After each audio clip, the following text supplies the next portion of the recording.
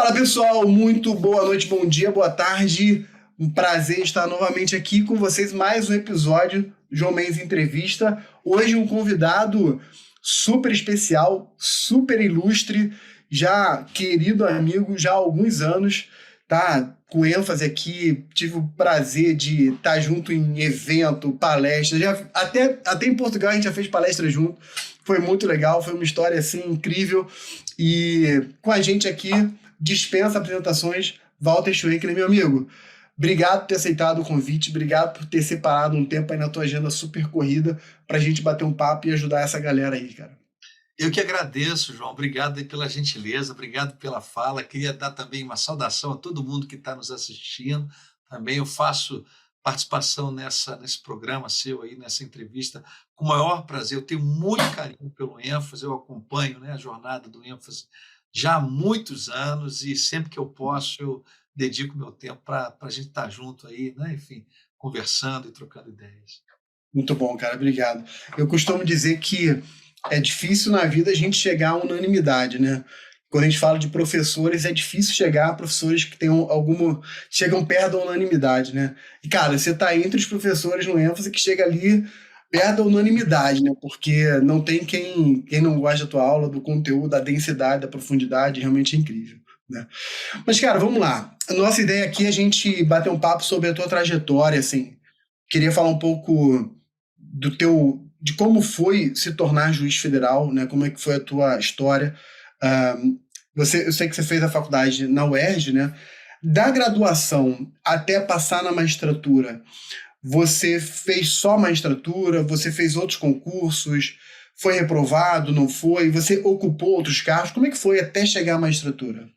Perfeito, João. Assim, a minha história foi a seguinte: eu ingressei na UERJ como aluno, tinha o sonho de estudar na UERJ, e hoje sou muito feliz por ser professor também da UERJ, né? Enfim, é sempre bacana a gente, né, almejar uma coisa e depois conseguir conquistá-la. Assim, em meados da faculdade, lá pelo sexto, sétimo período, começou a me bater, João, uma angústia é, da visão do desemprego, né? Eu estou falando, eu fiz a graduação de 94 a 1999. Assim, era um período do Brasil meio complicado para conseguir, né, uma colocação no mercado. Uhum. Não havia tantos concursos assim, enfim. Depois é que começou a ter mais, né? Mas na época ainda era uma coisa meio rarefeita. E começou a me bater uma agonia, porque assim, eu não tenho assim na família advogados, que tem gente que tem, né? Vai lá trabalhar com o pai, com o tio. Eu não tinha isso, né? Meu pai é dentista, minha mãe era agora é até advogada, mas concursada da Caixa Econômica, não na época nem era advogada, enfim. Então eu dependia do meu próprio esforço para conseguir alguma coisa.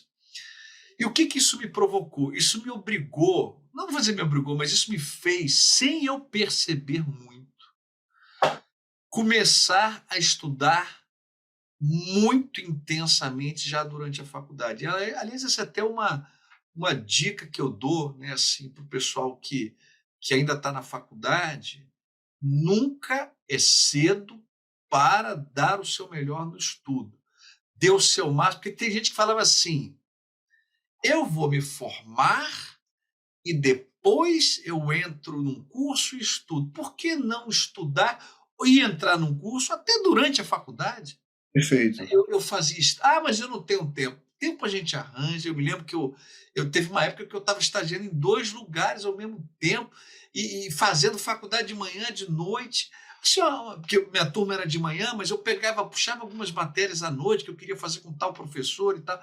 Então, assim, nunca tive sombra e água fresca para estudar, mas isso sempre me serviu de incentivo para o estudo, né? Não é porque eu não tinha tempo que eu ia parar de estudar. Então, eu estudava muito, muito, muito. Beleza. Lá para o sétimo, oitavo período, eu ainda, né, achando que estava. Né, porque a grande verdade é a seguinte: a gente não sabe o quanto que a gente estudou para saber se aquilo é suficiente ou não para aprovação, porque qual é o parâmetro, né? A gente só ouve assim: é muito difícil passar em concurso, tem muita gente estudando e não sei o quê. E aí eu comecei a estudar, Naquela época, isso é importante destacar, não havia muitos cursos preparatórios, eram poucos, né? Isso veio a surgir mais para os anos 2000, né? E eu estou falando isso porque assim, eu não fiz curso preparatório, mas eu não acho isso uma vantagem, não. Se existisse na minha época, na quantidade que há hoje, com a qualidade, por exemplo, do ENF, vale a pena. Por quê? Porque é você pegar alguém que está ali estudando e te ajudando, né? Te ajudando Uhum. a você se organizar. Né? Você tem que fazer a sua parte, mas se você tiver alguém para. Veja, na minha época, João, você vai se lembrar daquela época, a gente tinha que xerocar. Era uma. Fulano escreveu um artigo, vai lá na biblioteca no centro da cidade, pega não sei o quê. Parecia que você estava comprando uma coisa proibida, ou fazendo, de tão difícil que era. Pois bem, aí surgiu na época um concurso para advogado do BNDES. E aí eu falei, vou fazer para me testar, porque claro que eu não vou passar. Claro, eu não. Eu me lembro, João, naquela época eu não tinha tido uma aula de processo civil, não tinha aberto ainda o Código de Processo Civil, porque a matéria não tinha chegado ainda. Eu estava estudando teoria geral do processo, uma coisa assim, mas não tinha aula de processo civil, não sabia o que era uma contestação ao dia, nada disso. Uhum. Fui para a prova na raça e na coragem. Eram muitas vagas. Era cadastro de reserva, era cadastro de reserva, né? Eu passei nesse concurso. Fiquei lá em centésimo, sei lá o quê, mas passei. Eu falei, caramba, peraí, eu acho que isso aqui dá Da para. causa. Tá dando certo, porque eu consegui responder. E vejam, isso foi muito importante, João, assim, para que eu criasse coragem para fazer as outras provas e continuasse no ritmo forte. E Uhum. aí continuei. No finalzinho da faculdade, abri um concurso para a Petrobras Distribuidora, que hoje já foi privatizada, tem até outro nome, né? Acho que é Fibra, Vibra, sei lá, tem outro nome. Era a Uhum. Petrobras Distribuidora, que era uma subsidiária da Petrobras, abriu um concurso para advogado. E eu ainda na faculdade, naquela preocupação, mas eu vou acabar a faculdade, como é que eu vou ficar empregado e tal. Mas aí eu já estava estudando mais até, né? Eu já estava já no ritmo muito forte. Fiz essa prova, mas também assim, desconfiada, vou fazer para ver, acho que eu não vou passar e tal. Eu fiquei, se não foi em terceiro, foi em quarto lugar, ou empatado com o terceiro, quarto, e aí negócio de título, mas eu fiquei nas cabeças. O que me gerou até um problema, sabe, João? Porque eu não estava formado e era concurso para advogado. Caramba. É. E aí, eu me lembro que na época tinha uma regra da OAB que era tautológica. Ela dizia assim: aquele que for aprovado, aquele que for advogado de sociedade de economia mista ou empresa pública fica dispensado do exame da ordem. Aí eu cheguei lá na época a falar com o presidente, está uma situação aqui estranha, porque eu, para ser advogado da Petrobras, uma sociedade economista, eu preciso ter sido aprovado. Eu preciso mostrar a carteira da ordem. E a ordem me diz que se eu for advogado de lá, eu não preciso da prova da ordem. Como é que eu faço? Isso deu um nó, uma confusão tremenda. Resultado, nos 47 do segundo tempo, eu consegui a carteira da ordem com esse provimento. Depois eu até fiz a prova da ordem, enfim, passei, graças a Deus, enfim, consegui também pela aprovação. Mas assim, me deu esse trabalho. Aí comecei em 1999, em janeiro de 99, como advogado da Petrobras Distribuidora. Tive a honra e o prazer, olha como é que é a vida, né? Isso em 1999. Trabalhava num setor de contratos e licitações, que já era matéria que eu gostava, né, administrativo e tal. E éramos o quê? Uns 10 advogados no setor de contratos e licitações.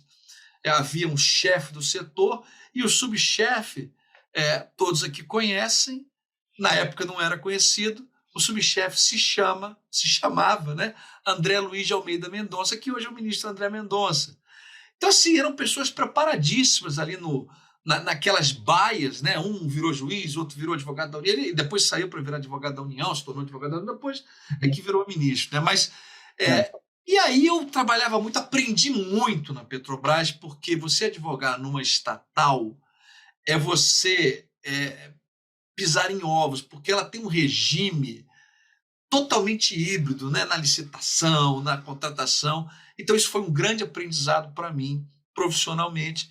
Mas chegou um momento que eu pensei assim, poxa, isso aqui está me sugando e eu gosto é, assim, também da parte do magistério, e aqui eu não vou ter condições de arranjar tempo e Uhum. dedicação para atuar no magistério. Pois bem, aí eu botei na cabeça que eu queria fazer concurso, isso já em meados de 99, estava embalado, preparado, abri um edital para procurador autárquico do INSS.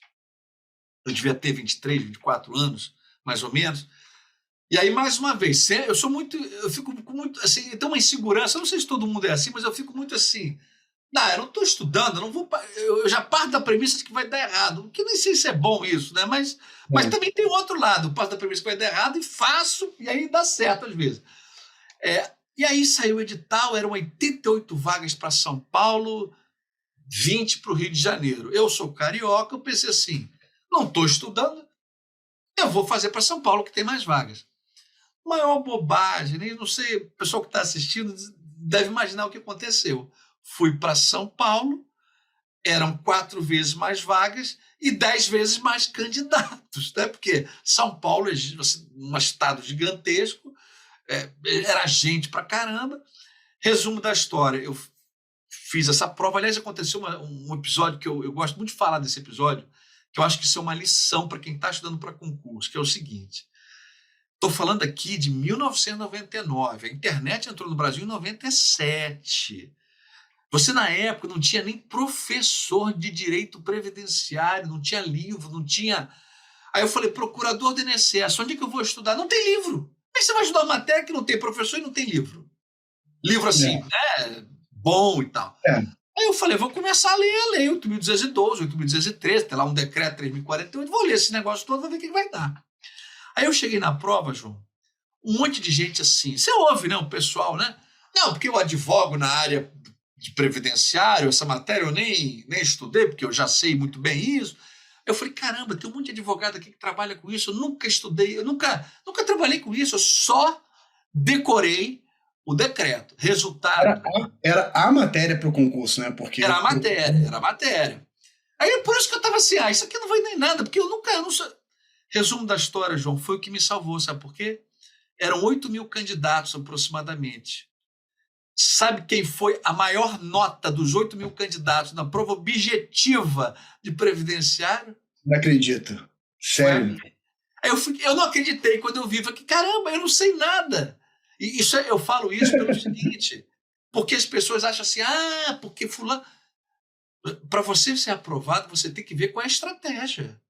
Não quer dizer que você é o cara que vai ser o melhor advogado naquela matéria. Não, concurso público é concurso público. É uma guerra com características muito próprias.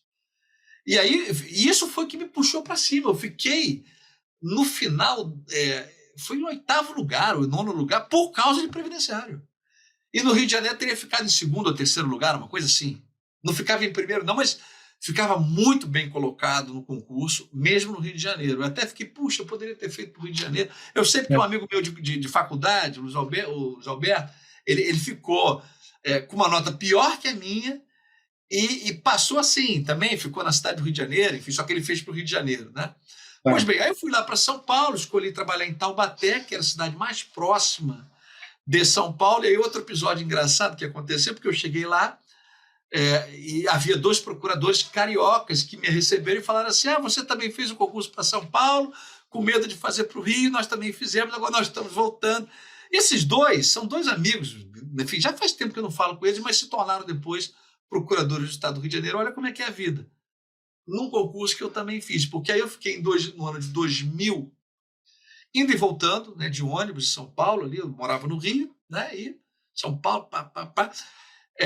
No final do ano, eu fiz um concurso para procurador do Estado do Rio de Janeiro, que é um concurso também muito difícil, muito demorado, enfim, né? E ia estudando, assim, né? E diga-se que a essa época o procurador de INSS não tinha um salário equivalente ao que tem hoje, né? Assim, comparado Não, com as carreiras já tinha não, subido? Eu me lembro que já o salário tinha, já não. tinha. Bem lembrado, João, vou te contextualizar aqui uma coisa importante. Eu me lembro, na época, o salário de procurador autárquico era pau a pau com o da magistratura, como é hoje, assim, né? Uhum. Mas pouco antes não era assim. É, Porque Eu lembro que Foi, teve um salto muito grande, né? foi antes de eu entrar, esse Ah, salto. então Eu ótimo. arrisco dizer que era tipo assim, 96, 97 era isso que você falou, e É, 2000, entrei em 2000, já era bem melhor. Já era bem tá, melhor. tá. Sim, perfeito. E aí eu me lembro que eu ganhava 3 vezes mais do que como advogado da Petrobras. Tá, perfeito. Tanto é que teve uma empresa privada, não vou dar o nome da empresa privada de petróleo, que me ligou querendo me contratar. Quando eu falei quanto eu ia ganhar na procuradoria, ela falou: não, isso aí, infelizmente, a gente não consegue pagar isso, não, porque enfim, pagava muito bem na época, né? Antes de ser procurador federal, era procurador do. Bom, aí eu fiquei o ano de 2000 inteiro e fazendo isso. Em dezembro de 2000, eu sou empossado como procurador de Estado do Rio de Janeiro, que eu fiz o concurso. Eu fiquei pouco tempo, fiquei nem um ano no INSS, né? Porque as coisas foram acontecendo. E aí, eu paralelamente, porque às vezes esse concurso você vai fazendo, você não sabe qual é o resultado, então você vai se escrevendo, né? É, E eu estava também inscrito no concurso da Magistratura Federal da Segunda Região. Foi até um amigo que me falou assim: abriu o concurso. Ah, vou fazer. E eu não estava estudando especificamente para a Magistratura Federal, eu estava estudando para Procurador de Estado, lendo os artigos do pessoal da banca e tal. é. E aí fui passando nas etapas, claro, você vai passando, você vai, né, vai direcionando o estudo e vai, né, estudando especificamente para aquele concurso. Em março de 2001, eu ingresso na Magistratura Federal no Rio de Janeiro. O que aconteceu comigo que eu acho que foi uma sorte tremenda? Eu, quando estava na Procuradoria do Estado, dezembro, assim, eu já tinha colocado na cabeça, não, vou fazer, já estou concursado, vou me candidatar ao mestrado da UERJ, que eu quero ser professor e tal. Aí porque para você fazer prova de mestrado, né, no caso da UERJ, você tem que fazer uma prova, é difícil, é igual um concurso, tem um monte de candidato. Hoje eu sou até da banca da avaliação do doutorado, não estou nessa do mestrado última, não, mas estou na do doutorado. E assim, é muita gente para poucas vagas, né? Para poucas bolsas e tal. E aí eu passei nessa prova, passei na prova e eu dei sorte por isso, que eu consegui começar paralelamente a minha vida na magistratura em 2001, em março de 2001, e no mestrado, ou seja, a parte acadêmica e a parte, digamos assim, profissional, elas começaram no mesmo momento. Entendi. Terminei o mestrado em 2003, comecei a lecionar na faculdade, na UERJ, até aconteceu o episódio, né? Assim, olhando para trás, a gente tem situações engraçadas, né? A gente tem até dúvidas se não há destino, essas coisas, essas coincidências muito. Eu estava fazendo uma aula no mestrado com o ministro Barroso, hoje, ele na época não era ministro, isso em 2002, 2003, por aí, 2004, já nem lembro, não, 2003, 2004 eu já tinha feito mestrado. E aí, o ministro Joaquim Barbosa, que era professor de Direito Administrativo da UERJ, foi nomeado para o Supremo, empossado, e a turma ficou sem professor. E aí o Barroso, que era chefe do departamento, ele se vira para mim, na aula, Sivaldo, você tem interesse de... Eu nunca tinha dado aula assim, isso eu tinha... Eu falei, tá bom. Aí eu vou entrar e comecei a dar aula assim. E aí, depois fiz o concurso para professor da UERJ, comecei a dar lá como concursado, aula lá, né? Em 2005, em agosto de 2005. Aí em 2005 eu fiz também, comecei o meu doutorado, acabei o doutorado em 2008. Então hoje eu tenho assim já há algum tempo uma caminhada da magistratura com o magistério, né? Porque para mim assim, dá muito ânimo viver e respirar a parte acadêmica, né? Assim, eu gosto muito, acho que isso te obriga a estudar, te obriga a sempre se desenvolver, né? Porque cada ano, principalmente assim, tanto na faculdade quanto em curso preparatório, assim, porque os desafios são diversos. Né? Na faculdade, todo ano, o pessoal não envelhece, né? Você vai ficando mais velho e o pessoal sempre e com novas ideias, novas gerações, né? E nos cursos preparatórios, ali você tem que estar instalando de atualizado, você tem que estar, porque Perfeito. o público te exige um serviço de boa qualidade, então te obriga, querendo ou É, não, eu não tenho coragem de entrar numa sala de aula sem ter estudado aquela matéria que eu vou lecionar. Eu acho que isso, para fazer isso, você tem que gostar, porque eu até digo, a pessoa pode ser um profissional qualquer que não gosta, mas para ser professor, É. Só Não, se e gostar. não sei você, mas dependendo do tema, que você vai fazer uma atualização do próprio material, às vezes eu gasto mais tempo preparando a aula do que dando aula, né? Enfim. Não, exatamente, né? Mas deixa eu te fazer uma pergunta, antes de continuar na tua trajetória.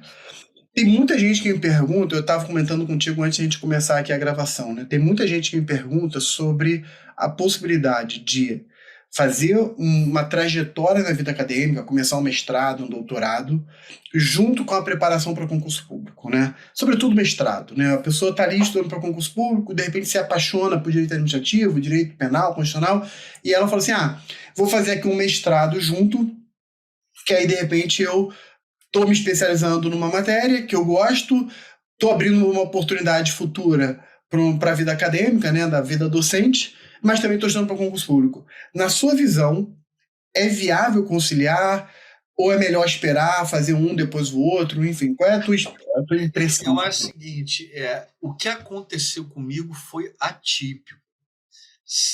De ter acontecido isso. Enquanto eu estava estudando para concurso, dei a sorte de conseguir aprovação, e o que eu acho que é mais eficiente é a pessoa focar no que ela pretende alcançar. Como assim? Eu quero fazer concurso para ter um cargo público. Foca nisso. Sabe por quê? Porque o mestrado e o doutorado exigem de quem está naquele curso um tipo de estudo e esforço que é muito diferente do esforço de quem está estudando para concurso público. Hoje de manhã, por exemplo, eu dei uma aula para o pessoal do mestrado e doutorado.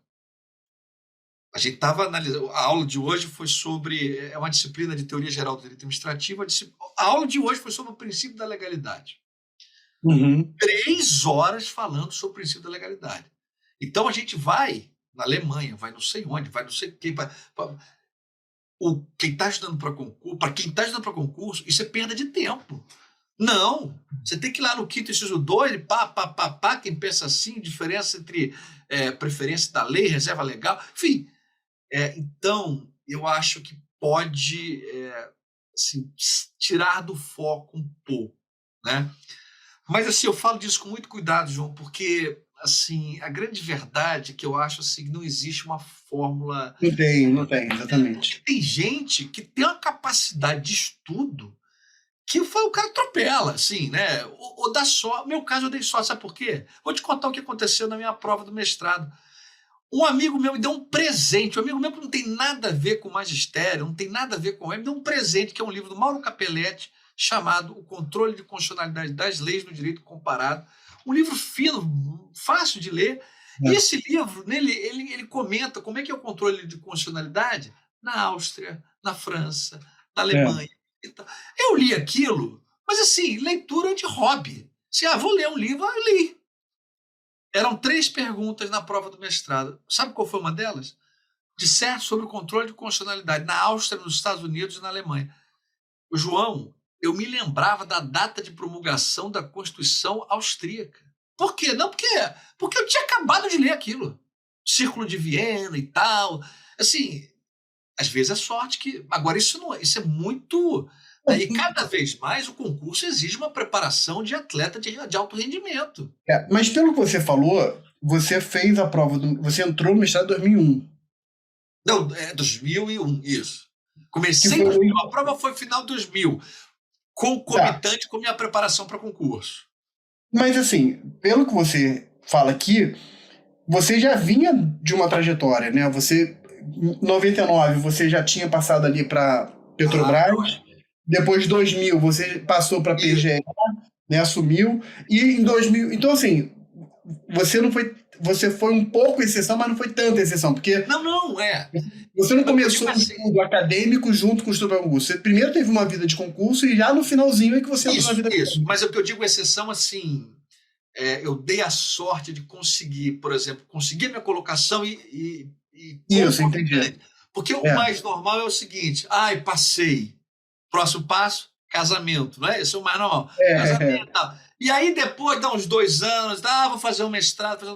O meu, eu dei essa sorte assim, de engatar. Hoje em dia, o que eu tenho visto, assim, o que eu acho que é uma estratégia inteligente, né?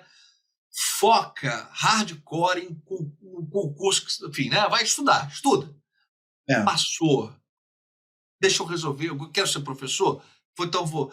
Porque, assim, uma coisa que eu acho que não funciona, sabe qual é? Eu quero fazer concurso, mas eu estou fazendo mestrado que vai me ajudar. Não vai ajudar, vai ajudar, assim, estudo nunca atrapalha, mas, assim, não ajuda. Não é? Você tem uma formação acadêmica super sólida, né? Você sabe que, né, são coisas, são mundos diferentes, né? São mundos diferentes.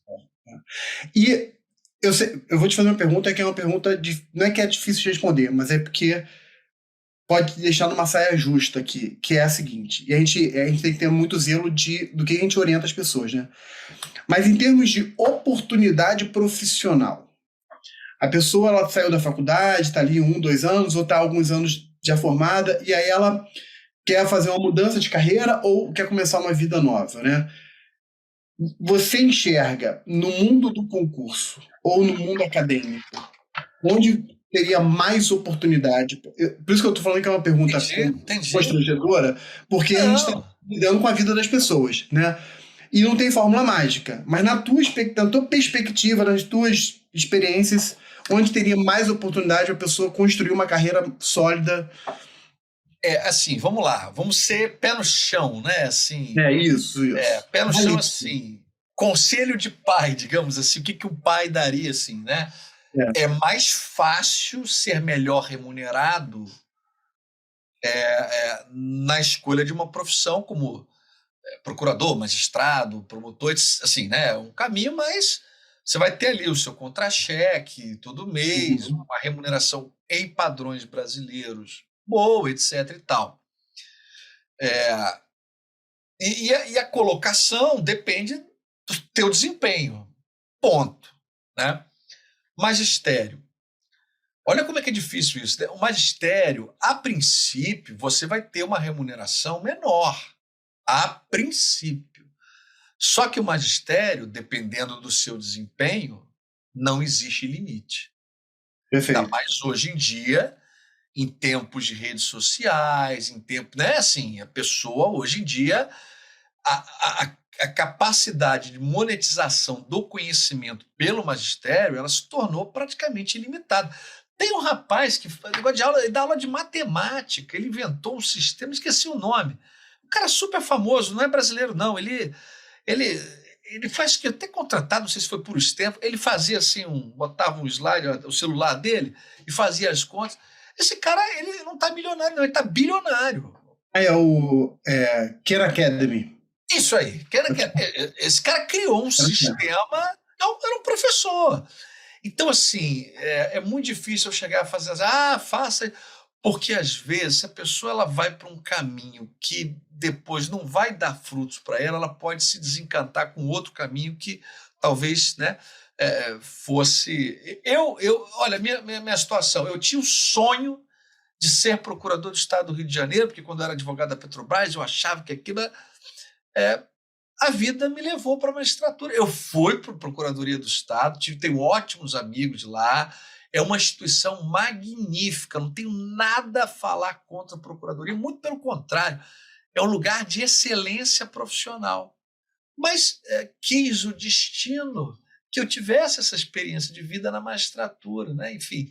Então, assim, eu nunca imaginei, te juro por Deus, João, que eu seria juiz. Nunca imaginei.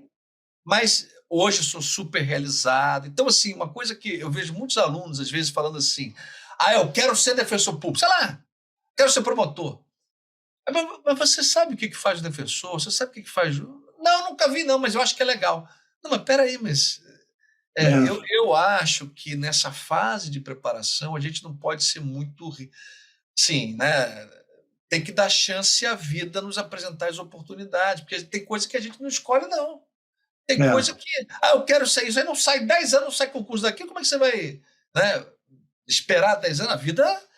Então, eu acho que... Eu sou a favor disso, sempre testando, né, para ver... Agora, hoje, no magistério, há muitas oportunidades. Hoje em dia, a pessoa pode fazer um mestrado, doutorado, lecionar, ganhando bem, pode, né, enveredar para a via do concurso público. Eu tenho um perfil que também não é muito típico no magistério, porque eu transito tanto na parte acadêmica de mestrado e doutorado, quanto na parte de preparação. Eu Exatamente. gosto das duas partes. Eu acho que são, como eu falei antes, né, desafios diferentes, mas eu gosto dos dois desafios, né? Um que tem um tipo de reflexão diferente do outro. É. Mas, e nos dois lugares você pode ter oportunidade enfim, né, de ter um reconhecimento, enfim, são dois. E tem um detalhe: na época que eu fiz concurso, João, não havia a exigência dos 3 anos. Para ser juiz federal, você tinha que ter 25 anos. Eu me lembro que, porque na época minha inscrição foi até indeferida, que eu tinha 24, mas era 24 na inscrição. Na nomeação eu já teria 25, eu fiz 25 em janeiro, em março tomei posse. Então aí deu certo, resolveu, mas não tinha esses 3 anos. E isso faz uma diferença, porque também tem uma coisa: a pessoa se forma, às vezes não dá para ficar 3 anos só estudando, né? Porque tem que pagar as contas e tal. É, assim, isso é muito pessoal, mas talvez o magistério seja sim um caminho para esses 3 anos. Meu único receio é a pessoa se enveredar pelo magistério e depois não conseguir, né, assim, Fazer o caminho focar do carro, para né? o concurso, porque assim, é esporte de alto rendimento. Eu costumo até brincar dizendo assim: É. vai assistir uma corrida São Silvestre. Você não precisa nem ver a corrida, mas você pode imaginar quem é que vai estar no pelotão de frente. Você não vai achar uma pessoa acima do peso, você Não. não vai achar uma pessoa com mais de 40 anos, você não vai. Tem um perfil, né? A pessoa magra, né? Com pouca gordura, etc. e tal. E no concurso público não é diferente. Não é diferente. A preparação mental é também, né? Tanto é que quando você está preparado, você começa a passar em tudo que é concurso e Exatamente. encontra as mesmas pessoas. É, exatamente. Porque, é gênio. Não, a pessoa se preparou, está ali no pelotão de frente e vai passar por que vier. Às vezes dá um azar ali, mas assim, de um modo geral passa. Passa, É, não tem é. muita. Quando o pessoal me pergunta sobre essa questão de fazer mestrado, eu sou da mesma opinião que a sua.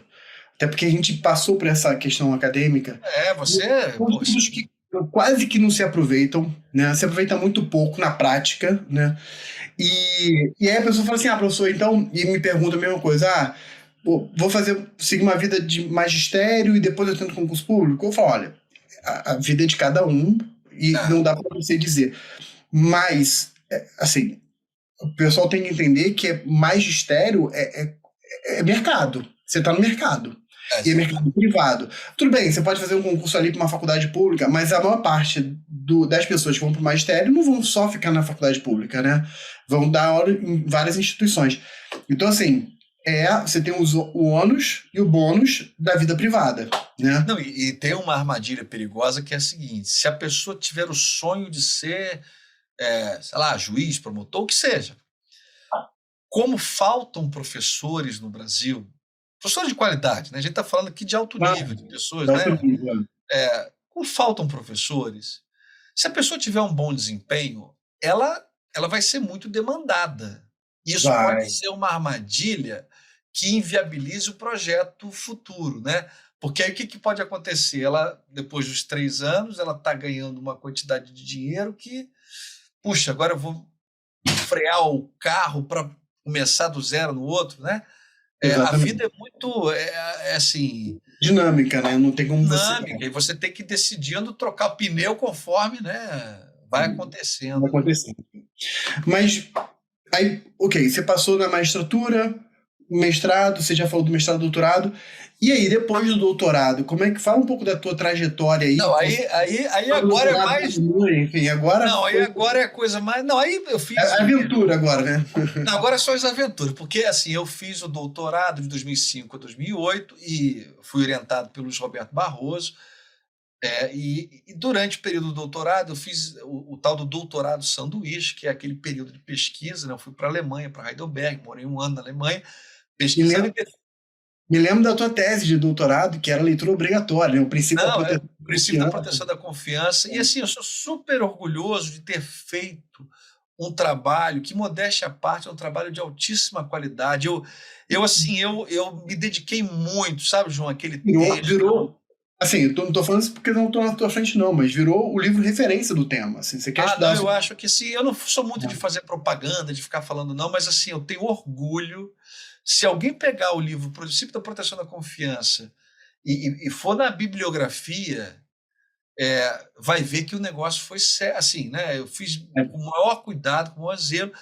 E aí eu voltei da Alemanha, estava no interior do Rio de Janeiro trabalhando, porque aí você é juiz, você vai para o interior e tal, depois volta para a capital, né? E aí tem gente que não gosta, não quero trabalhar no interior, isso é uma bobagem, porque no interior é onde você aprende coisas bacanas da vida, né? Se ser juiz numa cidade do interior, você é uma autoridade que, assim, vira até um consultor psicológico, psicólogo do prefeito. Assim, é um negócio completamente, é uma experiência completamente distinta de ser juiz na capital, por exemplo. Porque você fica dentro do gabinete e tal, é diferente, né? Claro que tem o conforto da cidade, né? Quem nasceu em cidade grande e tal, mas é uma experiência que tanto é que meus exemplos de sala de aula são todos do interior, sabia, João? Quando eu vou ler todos os exemplos, chegou na capital, ficou mais monótono, né? Tem essa. Bom, aí quando eu consegui ser nomeado para a turma recursal, na época era mandato, e ficar na capital, eu me lembro que eu fiquei tão feliz, João, que eu comprei um colchão de bambu, aqueles caríssimos. O bambu, ele dá um cheiro que dá um conforto, Ah, tá. você dorme melhor. Eu investi um dinheiro, agora eu vou dormir em casa. Eu comprei um colchão caríssimo, que não é um colchão de bambu, ele tem uma parte dele lá que é revestimento de bambu. Caríssimo e tal. Foi eu comprar esse diabo desse colchão, o ministro Fux vira ministro, me convida. Aí já é outra coincidência da vida, enfim, ele até não me conhecia, nem eu conhecia pessoalmente, me convida para auxiliá-lo no Supremo. Enfim, resumindo a história, eu fiquei 4 anos como juiz auxiliar do Supremo, depois fiquei mais um ano como juiz auxiliar do TSE, indo e voltando de Brasília, viajando o Brasil inteiro, e eu me lembro que uma das... Olha como é que é a vida, né? Um dos aspectos que eu considerei quando decidi ser juiz e largar a Procuradoria do Estado foi o seguinte: como juiz eu vou ter uma vida mais tranquila, porque eu vou trabalhar na minha cidade e tal, e não aconteceu nada disso, eu Tá. ficava indo para lá e para cá. Em 2015, o ministro Lewandowski, que era presidente do Supremo Tribunal Federal, e ele me indicou para o cargo, né? Assim, é o plenário do Supremo que vota, são os ministros que votam, mas a indicação veio dele, para ser conselheiro do CNMP. Fiquei no primeiro mandato, né, de 2015 a 2017, depois a ministra Carmen Lúcia também me indicou para o conselho para uma recondução, então eu fiquei de 2015 a 2020 como conselheiro do CNMP, e aí eu dizia assim, brincando, olha, nunca mais me chamem para um órgão em que uma das letras diga nacional. Se tiver nacional no nome, eu não quero, porque se é nacional, o Brasil é continental, você vai ter que viajar o Brasil inteiro, porque é nacional, não é federal. Federal você ainda fica do lugar, mas nacional é... E aí, quando o ministro Fux se tornou presidente do Supremo em 2020, ele me convidou para ser secretário-geral do Conselho Nacional de Justiça. Eu fiquei 2 anos, de 2020 a 2022, trabalhando como secretário-geral, viajando o Brasil inteiro. Aliás, uma das funções mais difíceis que eu já exerci na minha vida foi essa de secretário-geral, em termos de trabalho árduo, de dificuldade, assim, foi um aprendizado gigantesco, né? Imagina. Porque você ali, como juiz, você tem que lidar com demandas dos 91 tribunais brasileiros de todos os tipos. E você lida com desembargadores, com ministros, com juiz, enfim, problemas de toda a natureza. Só para o pessoal entender, você está falando de 91, porque a gente está falando de todos os TRFs, todos os TJs, TRTs, TREs. Só não pega o Supremo, que não está abrangido pelo CNJ, mas o resto pega. Tribunal Militar, Justiça Militar, é tudo. Exatamente, pega tudo. E aí, nesse período de CNJ, eu participei muito ativamente dessa revolução, diria, do Justiça 4.0, né? Eu tenho até um orgulho assim, de que a concepção do núcleo de Justiça 4.0 fui eu que bolei, o Justiça 100% digital. Isso tudo foi muitas reuniões, enfim, o balcão virtual, que hoje já é uma realidade na Justiça muito. Então, todas essas iniciativas, que foram muito importantes durante a pandemia, elas chamaram a atenção até de instituições de fora do Brasil.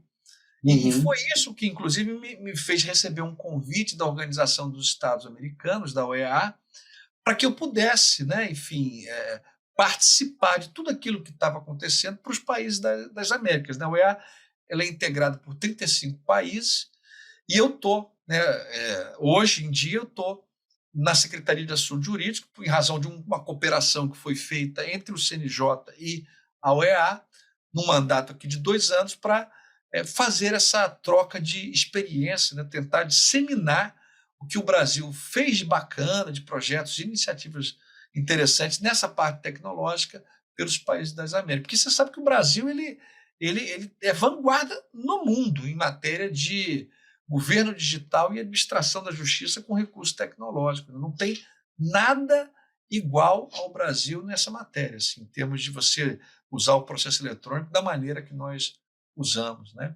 E aí é isso, quer dizer, eu que imaginava que a minha carreira teria um tipo de Pacata ali no. orientação, mudou completamente. Né? Isso que é também interessante, senão a vida fica chata, né, João? Fica Fica, fica. uma coisa. E é muito interessante isso, assim. Eu estava até assistindo o discurso do ministro Barroso no CNJ, e aí ele apresentando, né? Não, porque a juíza federal, né, e aí parece que o secretário-geral do CNJ também é um juiz federal, enfim. A Então, quer dizer, secretária, Adriana. A Adriana foi. A gente trabalhou junto, a Adriana Cruz, adoro Adriana ela. Cruz, isso. A gente trabalhou junto na vara, lá na quinta vara de São João de Meriti, dividimos a vara, enfim, uma grande colega. Assim. Então, assim, a magistratura termina te abrindo muitas outras portas, né? Dentro, não só dentro da magistratura, mas, inclusive, como foi o teu caminho, né? Sem mudar o próprio magistério, porque você, como magistrado, seguir uma carreira de magistério, né? Seguir uma vida acadêmica, é inegável que termina abrindo portas, você chega com um título de legitimação muito maior, né? Não é Não uma pessoa chega. que ida batendo na porta É, de uma faculdade, não. é um Mas assim, magistrado. o que eu ia acrescentar, João, nessa linha é o seguinte: eu costumo dizer assim, ser juiz te ajuda nas 3 primeiras aulas. Ah, sim, Depois, sim. ou Legal. seja, né, a pessoa, não, Uma você questão de ganha uma visita. presunção de boa fé, né? Tem uma presunção de, mas Presunção se de qualidade, né? Eu vou botar assim. qualidade, de ISO 9000 ali, mas se não mostrar a que É veio, verdade, é isso aí. Cara, até piora, porque aí você entra em descrédito. Pô, como é que esse cara, como é que esse cara é juiz, né? Ainda vira isso, né? eu, como responsável pela vida acadêmica do pela parte acadêmica do ENFO pedagógica, né, de escolher professores, definir professores, eu sinto isso na pele o tempo inteiro, né? Você tem ali caras que chegam com titulação, com são magistrado, membro do Ministério Público, tal. Então tem essa presunção de qualidade e ninguém nega que tem um bom conhecimento jurídico, mas a habilidade para falar e para desenvolver a matéria, às vezes é outra história. Mas assim, é inegável que pelo menos abre uma porta de Ah, oportunidade. não. Não. Você passa a receber convites, você passa a ser, né, assim, é um status que você recebe, assim, em razão do cargo, né, assim, passa a ter uma credibilidade boa, né? Isso é Diferenciada. bacana. Diferenciada. Legal, legal. Bom, Ricardo, vamos caminhar aqui para o final, já te agradecendo pelo tempo, mas deixa eu te fazer uma pergunta. Olhando para o teu retrospecto lá, eu sei que tem algum tempo, né, que você estudou para o concurso público, e olhando para isso, e olhando também para todos esses anos de experiência como professor, na tua vida acadêmica, enfim, que orientações em termos de estratégia de estudo você daria hoje para o candidato? Você falou isso muito bem, assim, você teve uma hora que você falou assim, é uma guerra diferente do que é a vida acadêmica, né? Então, você tem que usar as armas corretas, a estratégia correta. Você citou, inclusive, a tua experiência como procurador autárquico, né? Que não conhecia a matéria, mas usou uma estratégia específica e se deu bem com essa estratégia. Então, considerando toda a tua experiência, que orientações em termos de estratégia de estudo você daria para o Vamos candidato? lá, assim, eu vi muita gente muito boa e vejo muito aluno muito bom que não passa em prova porque está estudando errado. Às vezes a pessoa ela até não tem digamos assim, uma capacidade muito de conhecimento e tal, mas passa por quê? Porque seguiu a estratégia. O que eu acho assim fundamental hoje em dia, mais do que na minha época? Porque eu sou da época que a prova da magistratura federal era discursiva e quem estava na banca pedia pergunta do livro dele da página tal. Quer dizer, Eu hoje não lembro. pode ser mais assim. Hoje, o que o candidato tem que saber, isso em qualquer concurso, de direito, letra de lei, jurisprudência. Isso é o carro-chefe. Quem está desatualizado com texto legal e com jurisprudência não pode dizer que está estudando para concurso. Pode dizer que está estudando porque gosta de estudar direito, pode dizer que está ali ouvindo e tal, mas estudar para concurso, a meu ver, exige hoje separar um tempo para fazer uma coisa que nem é tão prazerosa assim, né? Mas memorização de lei, memorização de jurisprudência. Quando eu falo memorização, é assim, estudar tentando extrair a informação de uma maneira que seja prazerosa, né? E como que a gente tem prazer com a leitura de texto de lei e de jurisprudência? Conhecendo a doutrina. A doutrina, acho eu, hoje em dia, ela tem um grande papel de inspirar o conhecimento do texto seco da lei e da jurisprudência. Pegar o edital, separa, porque cada um tem gente que estuda todos os dias, tem gente que só estuda em dia útil, deixa sábado, domingo, né? Tem gente que só pode estudar de noite, não tem problema, mas separa. Eu acho que, sei lá, 3, 4 horas por dia, mais 4 horas líquidas, né? Não tem Instagram, não tem, né, WhatsApp, é aquilo ali. É pegar 4 horas de estudo é coisa pra caramba. É muita É muita coisa. coisa. É muita coisa. A gente fala assim, 4 horas, né? Eu até sou favorável assim, 30-15, separa 30, lê, 15 minutos, descansa, 30 de novo, porque ninguém aguenta ficar direto 4 horas. Não aguenta, não existe isso. Não. O cérebro, ele tem fadiga, enfim, como todo músculo, como o corpo da gente, enfim, né? Mas o fato é que eu faria essa estratégia de focar em editais. Por exemplo, eu sei que vai sair um concurso, sei lá, para a AGU. Eu vou pegar o edital do último concurso da AGU e vou dissecar aquilo ali. Porque tem uma coisa. Algumas matérias são comuns, claro, você vai ter que ter um aprimoramento, né? Assim, estou estudando para promotor, vou estudando direito de família, não vou estudar isso para juiz federal. Mas tem um núcleo ali que, né, se repete. Aí, fazendo essas adaptações. E até uma coisa que eu acho hoje em dia, que eu não fiz porque não tinha, mas eu acho importantíssima, é se matricular num curso para você ter informação da melhor maneira que, né, mais eficiente. Você está ali economizando o seu tempo. Quando alguém te diz, olha, essa lei aqui é importante. Por que ela está dizendo isso? Porque ele já deu aula daquilo várias vezes e sabe o jeitão daquilo que cai e tal. Tem aluno que fala assim, professor, eu te agradeço, caiu a pergunta, como é que o senhor adivinhou a pergunta? Não é que eu adivinhei, eu falei de 10 temas. Se caiu um, beleza, porque vai cair naquele escopo. Então, você Exatamente. ter alguém que te diga isso não tem preço isso, né? Eu até digo o seguinte, estudar para concurso, para mim, é corrida de 100 metros. Uma vez eu falei isso, aí teve um aluno que falou assim, professor, já não estou entendendo mais nada. Teve outro professor que falou que era uma maratona. 100 metros ou é maratona? Na verdade, eu quero dizer o seguinte, se você considerar como maratona ou como 100 metros, o que é importante é você dar o seu melhor naquela corrida. Eu visualizei nos 100 metros porque, para mim, você está dando o máximo ali. É igual o avião que está levantando o voo. O avião está levantando o voo e não pode ficar ali taxiando, ele tem que botar no máximo. Depois que ele levanta voo, aí você vai planando, aí diminui. Não vai ser a vida inteira aquilo ali. Não dá para ter, porque ninguém aguenta. Né? Ninguém aguenta ficar a vida inteira num ritmo de treinamento para concurso público. Não existe isso. Uma pessoa, né, depois que você, é claro, não vai esquecer tudo, você vai sempre se atualizando, se aprimorando, né? Mas num outro ritmo, né? num outro ritmo e num outro e até mais eficiente, até, porque quando você não tem né, a angústia da aprovação, você passa a ter uma maturidade diferenciada para apreender as informações. Então, agora, para mim, é assim, dar o seu máximo naquele período de tempo. Não inventa desculpa para si, do tipo, mas eu tenho um filho, não dá para estudar para concurso com filho, mas o meu chefe não me deixa estudar. O chefe não deixa estudar, Arranja um jeito. Eu trabalhava muito, João, na Petrobras, eu tinha ponto, chegava no máximo 9 da manhã e saía no mínimo 6 da tarde. Quer dizer, saía de casa o quê? 8 da manhã, na pior das hipóteses. Eu tinha que acordar às 7 para ir para o trabalho. O dia inteiro ralando ali, pensando com a cabeça, e chegava em casa às 7 da noite. Deu para estudar, né? Você pega o tempo útil ali, vê onde dá. Vai ter vezes que você não vai poder almoçar com todo mundo. Vamos na churrascaria. Não, não vou estudar. Faz parte, é um sacrifício. Sem sacrifício não se chega a lugar nenhum.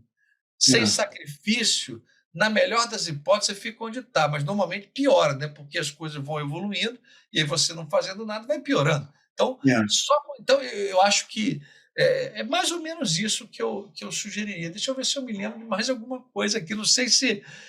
Não, mas eu acho que é isso mesmo, porque assim, eu me lembro, eu me formei, eu entrei na faculdade um pouquinho depois de você, e me formei um pouquinho só depois de você. E eu me lembro que, apesar de não ter seguido a vida de concurso público, mas no Rio de Janeiro, todos os concursos, a primeira fase já era discursiva, né? Você pegou isso, né? Mas na magistratura estadual também era, defensoria também era, Ministério Público. E havia, naquele contexto, havia muita questão doutrinária, né? Você tinha ali que saber... Você tinha que comprar o livro do fulano de tal. Majoritário, minoritário, quantas naturezas jurídicas, quantas correntes de natureza jurídica tinha, tal. Hoje em dia, isso meio que morreu. Assim, e até por causa da judicialização, porque o cara começar a perguntar do livro dele, tinha gente que o livro não vendia nada e chegava ao concurso, puf, vendia. Aí acabava o concurso, parava. Isso começou a ser judicializado, começou a ser questionado. E aí o que as bancas começaram a fazer? Vamos perguntar sem risco de anular. E isso representa o quê? Jurisprudência. E você falou uma coisa que eu acredito muito, assim, não tem como a pessoa deixar a doutrina, a teoria de lado, né? Não pode. Mas a teoria, ela tem que ser a cama, né? A base para ela estudar a lei e a jurisprudência. Não é aquela teoria, tipo assim, né? Eu comento que no passado, quando eu falava, por exemplo, de medida provisória, eu falava que a medida provisória tinha, na natureza jurídica, tinha 5 correntes sobre a medida provisória. Eu não falo mais isso hoje, nem precisa mais, né? No passado precisava, hoje não precisa mais. Eu digo, a natureza jurídica da medida provisória é XPTO, e segue o jogo. Então, assim, é aquela doutrina ou aquela teoria básica, no bom sentido da palavra, não no sentido pejorativo, mas no bom sentido da palavra, que a pessoa, ao ler a lei ou ao ler a jurisprudência, ela possa entender o que ela está lendo. Né? Não, é verdade. Mudou completamente o perfil. E assim, isso facilita e dificulta, né? Quer dizer, mudou assim, o que facilita? Porque depende mais da própria pessoa.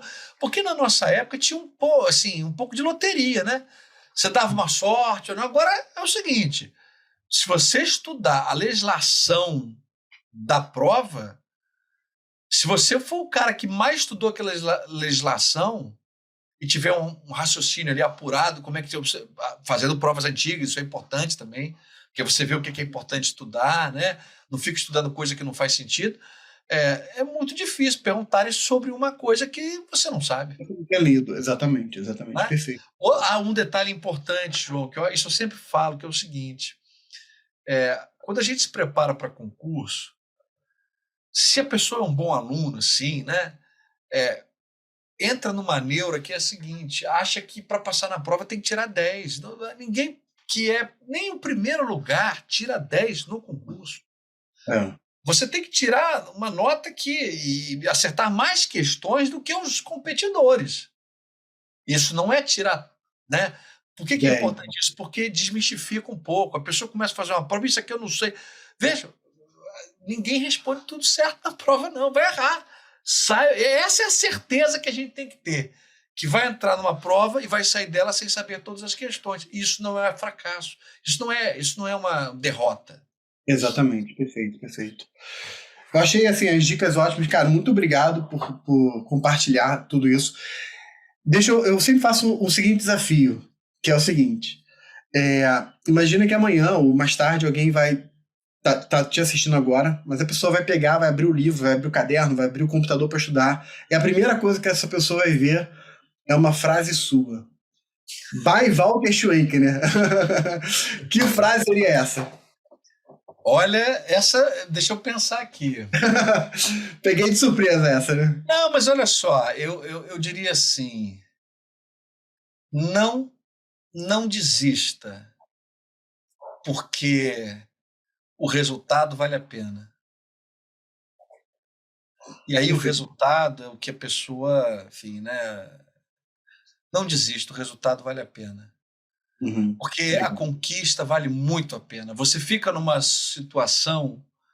Eu não estou falando só de dinheiro, não, porque tem gente que fala assim, dinheiro, liberdade econômica, isso vem também. Mas é uma vitória. Assim, vou te dar um exemplo, assim, você olhar no olho da sua avó, por exemplo, meu caso, eu só tenho uma avó hoje em dia, né? Hoje em dia todas já faleceram, meu avô e vó, só tem uma avó. Você olhar no olho de uma avó, meu avô falecido também, e você vê que você está dando orgulho para sua família pelo que você produziu de resultado. É, Isso, né, e realmente isso é um impacto na vida da família, né? Assim, e mais uma vez, é. não é financeiro, não, é assim, poxa, De olha tudo, né? só, Sim. né? Hum. Assim, e por isso que eu falo, não é só, né, no cargo A, B ou C, né? Se você está ali de frente para um livro, o não desista é exatamente porque você vai receber um monte de incentivos para não seguir adiante. Muito. Tem os amigos invejosos. Está para quê? Isso aí está tudo carta marcada, ninguém passa assim, né? Isso é impossível, isso é loteria, isso aí as vagas são compradas. Tem os invejosos. Isso aí tem que já, isso aí. Aquela história Uhum. de não se juntar com gente que fica olhando para o chão e só pensando coisa negativa. Tem que olhar de maneira altiva, olhar para frente, seguir em frente. Não desista nesse contexto. Ó, vai em frente, porque é difícil e foi difícil para todo mundo. Quem está sentado lá na cadeira também teve essa mesma dificuldade. É. E a luz no fim do túnel é o que você quiser, o que você alcançar, com o que você está se propondo a alcançar, vai te colocar numa posição melhor, e por isso vale a pena, né? Do que você está agora. É muito legal você estar falando isso, porque eu anotei essa frase, né? Porque o resultado vale a pena. É muito importante, assim, eu tenho estudado muito sobre neurociência, do aprendizado, enfim. Então, quando você visualiza a recompensa, nosso cérebro funciona muito por recompensa, né? Então, quando você visualiza a recompensa, é isso que vai te dar muita força para Não, continuar. e aí a gente tem uma dificuldade que é a seguinte, por exemplo, no meu caso, por exemplo, que acho que é o da maioria. Eu vou virar juiz, mas eu não sei, será assim, né? Porque você não foi defensor público, não foi juiz, não foi. Hum. Você está fazendo uma coisa no escuro, essa que é a verdade. As Verdade, pessoas verdade. fazem a prova por uma coisa chamada contra-cheque. É isso, não é? Com raras Isso. exceções. Né? E não estou dizendo que está errado, não. Mas o que eu acho que dá para, digamos assim, é, é, dar essa tranquilidade de que, claro, vai ter um contra-cheque, você vai ser um profissional, vai receber pelo seu trabalho, etc. e tal, mas assim, a realização profissional, ela vai te dar satisfação e felicidade. Então, assim, e esse que você falou na neurociência é isso, quer dizer, né, por exemplo, você vai fazer uma viagem, você trabalha, você está pensando na viagem que você vai fazer, quer dizer, você trabalha pensando naquela viagem, aquilo é um prêmio, você se incentiva a produzir mais. Mas a viagem, você conhece como é que é o prazer da viagem, né? Porque a viagem viajou e tal.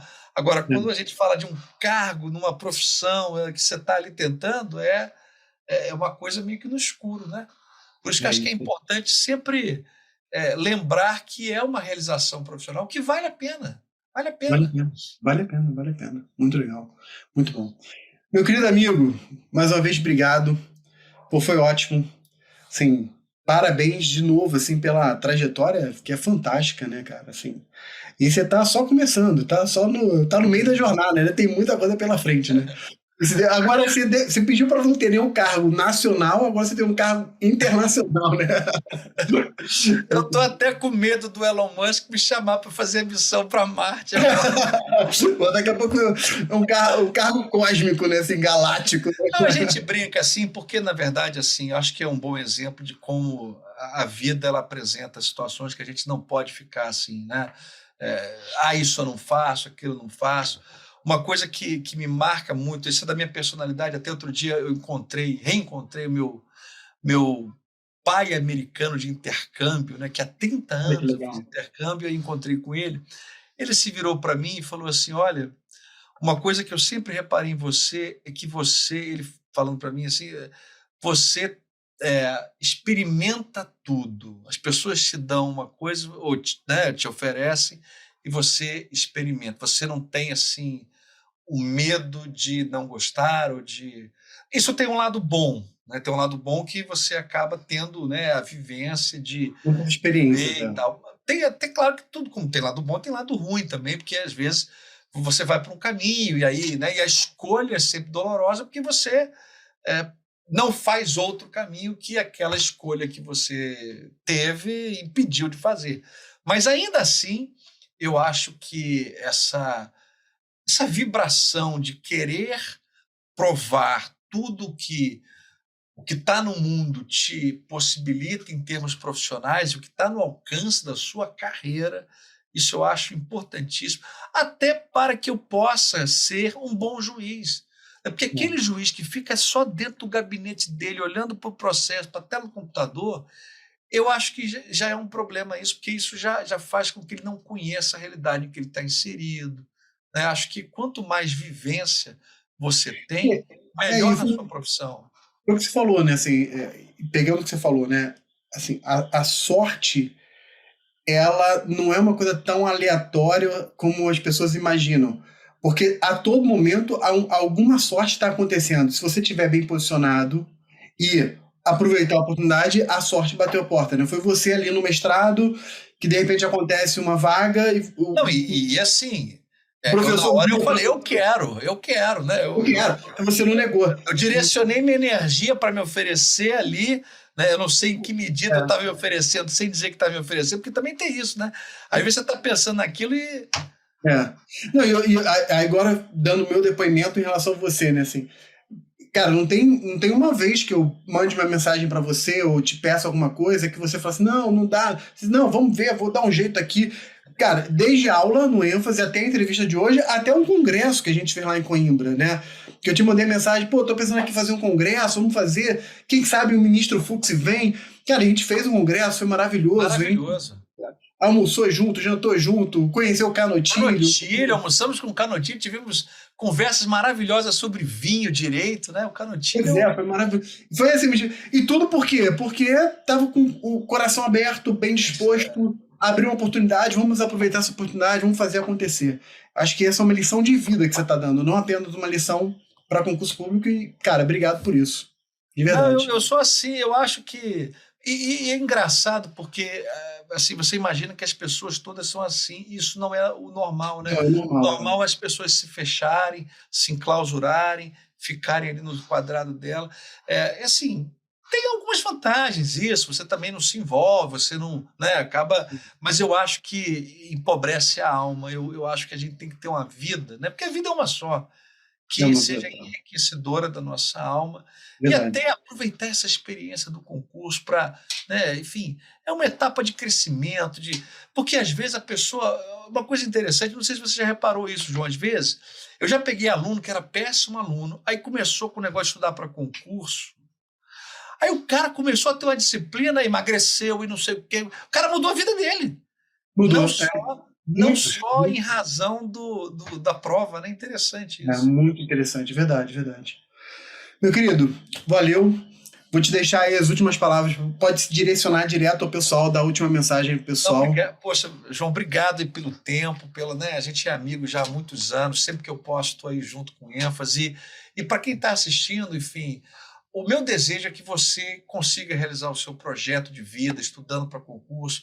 E assim, né, começou um projeto, não deixa no meio, vá em frente, porque vai chegar a sua hora e você vai conseguir a aprovação e vai estar numa posição melhor do que eventualmente a que se encontra hoje em dia, porque a gente tem que estar sempre sonhando e sonhando de verdade e fazendo acontecer com, né? Não adianta só idealizar, né? A gente pensar ali na coisa e se movimentar pensando naquilo que a gente está fazendo dá resultado. Então é o que eu queria Só. dizer e mandar um abraço aí para os meus alunos também, que eu sei que muitos vão assistir esse vídeo, né?